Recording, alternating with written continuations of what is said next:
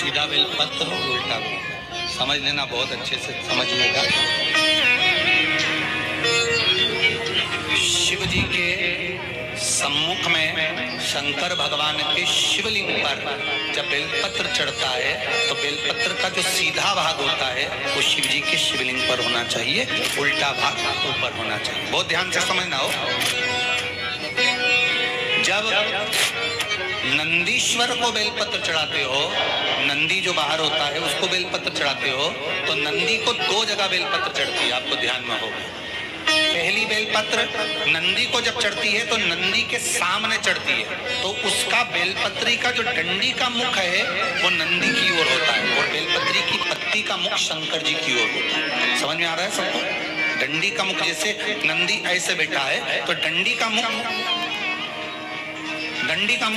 नंदी की ओर होगा, पत्ती का मुख शिव के, और ये सीधी की सीधी नंदी के सामने नीचे रखा जाता है, नंदी के सामने। और एक बेलपत्र जब नंदी के ऊपर चढ़ती है तो डंडी का मुख शिव जी के ऊपर होता है और इस पत्ती का मुख नंदी के सिर पर नंदी की ओर होता है।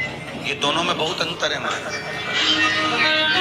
जैसे कोई बच्चा कोई कंपटीशन एग्जाम के लिए जा रहा हो या कोई परीक्षा देने के लिए जा रहा हो और पढ़ाई करे, स्मरण करे, तैयारी करे, वो अपनी जगह पर है। और ऐसा नहीं होता कि बच्चे पढ़ते नहीं है या तैयारी नहीं करते हैं, इसके बाद भी अगर उनका इंटरव्यू पास नहीं होते या एग्जाम में पास नहीं होते तो उसके लिए ये दोनों बेलपत्री बड़ी काम करती है। बहुत ध्यान देना। जो नंदी के सामने बेलपत्र रखकर जाना, शिव जी के सम्मुख में बेलपत्र रखकर जाना, मतलब नंदी के सम्मुख में जब रखाएगी तो डंडी जम के बोलिए कहाँ होना चाहिए?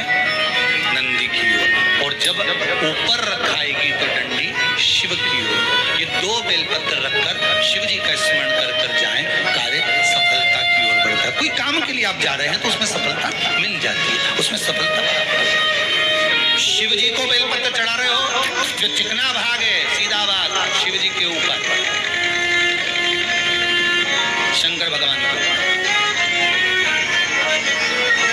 थाली में अगर शिवलिंग का निर्माण कर रहे हो, पार्थिव शिवलिंग का निर्माण कर रहे हो, तो थाली में जब बेलपत्र रखोगे तो सीधी रखोगे, फिर उसके ऊपर शिवलिंग का निर्माण।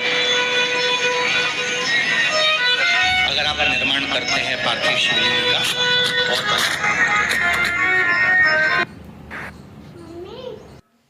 नियम है, जिसको ढैया लगा हो, 7.5 लगा हो, जिसको ढैया 7.5 आदि शनि परेशान कर रहा हो, एक काजल की डिब्बी ले लो, 21 बार उतारो।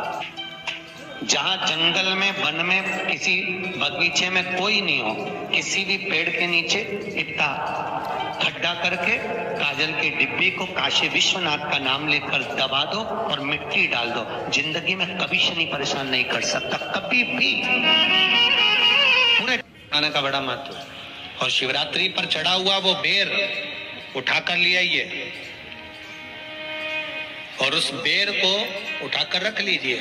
मान लो किसी को उधर से जुड़ी हुई जब तकलीफ रहती है, पेट से जुड़ी हुई तकलीफ रहती है, पेट से जुड़ी हुई कोई भी प्रॉब्लम हो, चढ़ाया है वो बेर अगर आपके यहाँ रखा हुआ है, वो बेर उस